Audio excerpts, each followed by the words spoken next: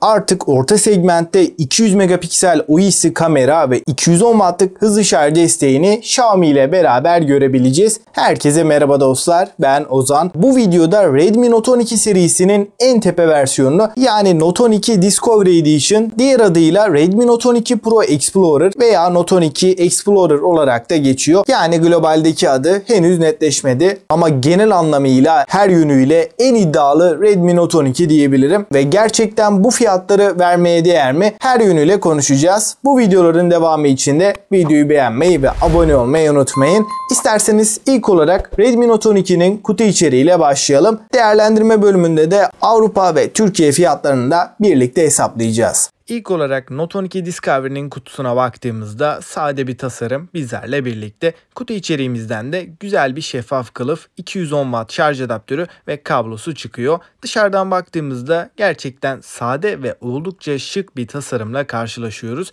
Kamera paketi güzel bir şekilde konumlandırılmış. Hissiyat açısından da premium hissiyatı elde tutarken kesinlikle verebiliyor. Note 12 Discovery'nin arka kapağı biraz fazla parmak izi bırakıyor ama rengi gerçekten çok güzel. Tasarım olarak gayet beğendiğim bir cihaz oldu. Üst kısımda 3.5 mm kulaklık jackı ve hoparlörü görürken alt tarafta hoparlör ve çift sim yuvasını görüyoruz. 9 mm kalınlık ve 207 gramlık ağırlığıyla özellikle tek elle kullanırken elimizi yorabiliyor. Malzeme kalitesi ise gerçekten iyi seviyede. Arka kapak cam, çerçeveler alüminyum. Ekrandan bahsedersek 6.67 inç OLED panele sahip, 120 Hz tazeleme ve HDR10 Plus destekli 900 nit maksimum parlaklık sunan kaliteli bir ekranla beraberiz. Tepkisellik olarak çok hızlı, akıcı bir deneyim verdiğini söyleyebilirim. Ekrandaki renkler de 10 bit desteğiyle beraber olabildiğince gerçeğe yakın şekilde önümüze çıkıyor. Ekran konusunda çok da eleştirebileceğim bir nokta yok.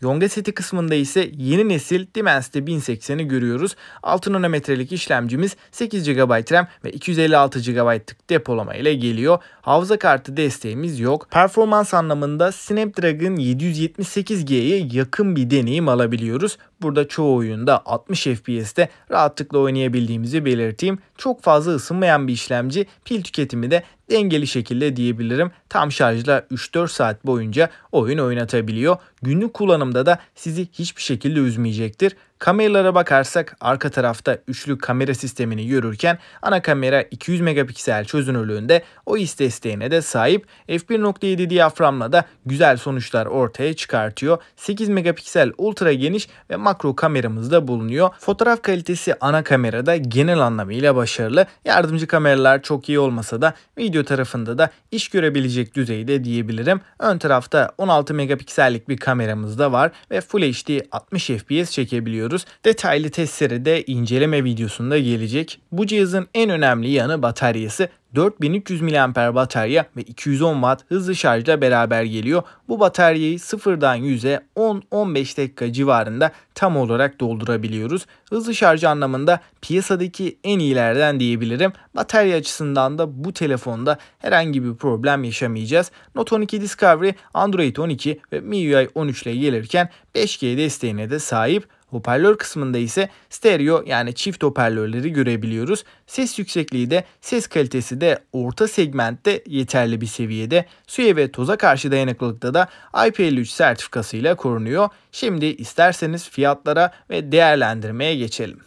Note 12 Discovery ekran, ana kamera ve hızlı şarj anlamında gerçekten beğendiğim bir cihaz. Bence orta segmentte de dengeyi tutturmuş bir model. Hemen fiyatlara bakarsak 8 GB RAM, 256 GB depolamayla $331'lık satış etiketine sahip, ancak Avrupa'da 350 euro. Ülkemizde de vergilerle beraber şu anki dolar kurunda da bir yükselme olmazsa 12.000 TL bandında bir fiyat bekliyorum. Fakat yurt dışı tarafında çok daha avantajlı bir konumda diyebilirim. 7.000-8.000 bandında bu telefonu alabileceğiz. Performans olarak işlemcisiyle çok üst seviyede olmasa da orta segmentte önerebileceğim bir cihaz. Özellikle kamera yönünde beklentiniz yüksekse bu fiyatlarda rahatlıkla alınabilecek bir telefon diyebilirim. Evet, 210 Watt gibi çok güçlü bir hızlı şarj desteğiyle karşılaşıyoruz. Ama batarya sağlığı açısından uzun kullanımda nasıl bir etki gösterir? Açıkçası bunu size bırakıyorum. Bence halen akıllı telefonlardaki batarya teknolojisi bu kadar yüksek hızlı şarjı kaldırabilecek düzeyde değil. Burada kesinlikle Note 12 Discovery'nin hızlı şarj olarak hiçbir problemi yok. Fakat sürekli olarak 210 Watt'ta telefonu şarj etmek pil ömrünü etkileyebilir. Note 12 serisinin tamamında da malzeme kalitesi de bayağı iyileştirildi. Elinize aldığınız zaman telefonu kullanırken kesinlikle bir orta segment cihaz gibi hissettirmiyor. Son olarak da Note 12 Discovery'yi 10 üzerinden mi değerlendirirsem fiyatına oranla 7.5'u rahatlıkla verebilirim. Peki siz ne düşünüyorsunuz? Sizce Note 12 Discovery almaya değer mi? Görüşlerinizi yorumlarda bekliyorum. Yeni videolardan haberdar olmak, bana destek vermek için de videoyu beğenmeyi ve abone olmayı unutmayın.